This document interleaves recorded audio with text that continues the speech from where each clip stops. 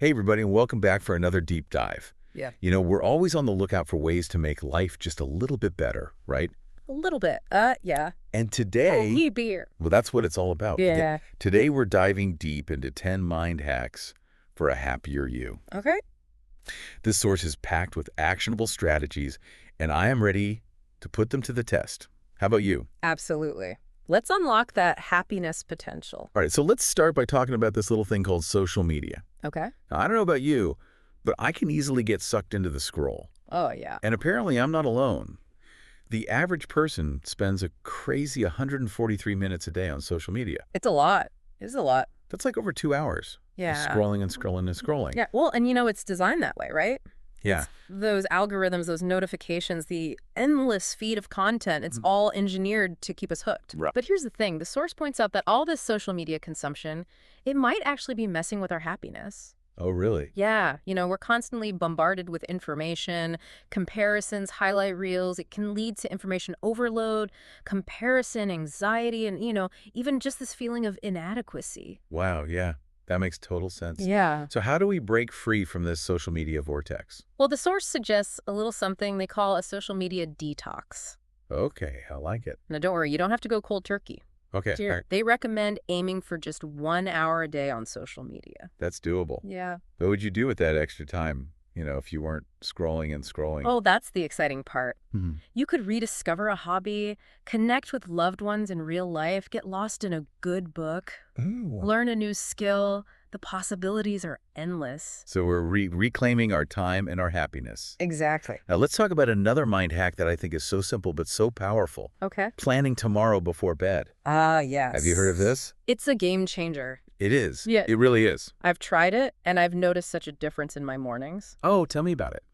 When I take a few minutes before I go to sleep to kind of map out my next day, I wake up feeling so much more organized and less stressed. Absolutely. You're essentially creating a mental to-do list, right? Right. So you're not wasting precious mental energy in the morning trying to figure out what to tackle first. And no more decision fatigue. Exactly. Yeah. You're streamlining your morning routine, setting yourself up for success. I love that.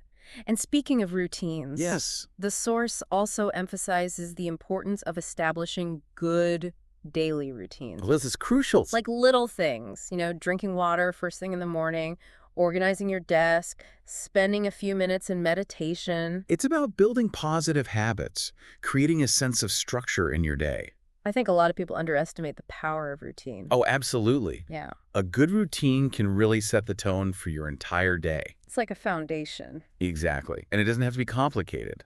Just a few simple habits can make a world of difference. Okay, so we've talked about social media detox, planning ahead, and establishing routines. What's next? Well, let's move on to something that might be a little bit more challenging for some of us. Okay. Decluttering. Ah. I have to admit, I'm not always the most organized person. Who is? But I have noticed that when my physical space is cluttered, my mind feels cluttered too. Oh, absolutely. There's a definite connection between our physical environment and our mental state. The source calls it outer order, inner calm. I love that. It's so true. Yeah, and they recommend this really cool technique for decluttering called the 4-box method. Okay, I'm intrigued. Tell me more about this. So basically, you grab 4 boxes and you label them trash, donate, keep, and relocate. Okay. And then you go through each item in a designated area and you decide which box it belongs in. That's so simple. It is. And it's surprisingly effective. You're making decisions, you're taking action, you're creating order. I like it. Let me try that. I think you'll be amazed at how much lighter you feel. All right, so we've decluttered our physical space now. Let's talk about decluttering our minds a little bit, Okay. and specifically managing stress. Oh, yes. Stress is a big one. Because, let's face it, life is stressful. It is. We all experience stress. And the source talks about this really interesting breathing technique called coherence breathing. Have you tried this? I have. I've been experimenting with it, and I'm curious to hear your thoughts on it. Wait, it's based on the principle of slowing down your breath to about 5.5 seconds for both the inhale and the exhale. Right. And what happens is this activates your parasympathetic nervous system, which is responsible for rest and relaxation. It's like a signal to your body to chill out. Exactly. And research has shown that coherence breathing can actually reduce stress hormones like cortisol. So we're literally breathing our way to calmness. It's pretty amazing, right? It is. Oh. Okay, let's shift gears a little bit and talk about something the source calls the 3 S's. Okay. I'm all ears. Sunlight, sipping water, and self-reflection. Oh, I love this. It's back to basics. It is, but sometimes we need those reminders. We do. So let's break it down. Sunlight. Why is it so important for our happiness? Well, sunlight, it helps regulate our circadian rhythm, Okay. which is our natural sleep-wake cycle. Right. So getting enough sunlight during the day can improve our sleep quality and boost our mood. I know, I definitely feel better when I've had some time outdoors. Absolutely. And then there's sipping water, Hydration is key. essential for every bodily function. It keeps us energized, focused, and feeling our best. And then there's self-reflection. This is a big one. Taking time for introspection, to check in with ourselves, to process our thoughts and emotions. You know, I think a lot of people struggle with self-reflection. It can be uncomfortable. It can be, but it's so important. It is. It's how we grow and learn and become more self-aware. Okay, so we've got our sunlight, we're sipping our water, we're taking time for self-reflection. Feeling good. I'm feeling good, but you know what else makes me feel good? What's that? Helping others. Yes, the power of altruism. It's amazing how something so simple can have such a ripple effect. It's true. And there's actually scientific evidence to support this. The source cites a study that found that people who engaged in acts of kindness experienced increased levels of happiness and life satisfaction. It's like a win-win. It is. Yeah. You're helping others and you're boosting your own well-being in the process. So how do we incorporate more altruism into our lives? You know, besides just the everyday acts of kindness. Well, it can be anything from volunteering your time to donating to a cause you care about, Right. or even just lending a listening ear to someone who needs it. It's about making a conscious effort to give back. Exactly. Okay, so we're feeling good, we're helping others. What's next on our happiness journey? Well, let's talk about something that's often neglected but so important. Okay. Scheduling me time. Me time is essential. It is. It's not selfish, it's self-care. And self-care is not a luxury, it's a necessity. Absolutely. We can't pour from an empty cup. Right. So we need to make sure we're taking time to recharge, to do things that bring us joy and fill our cup back up.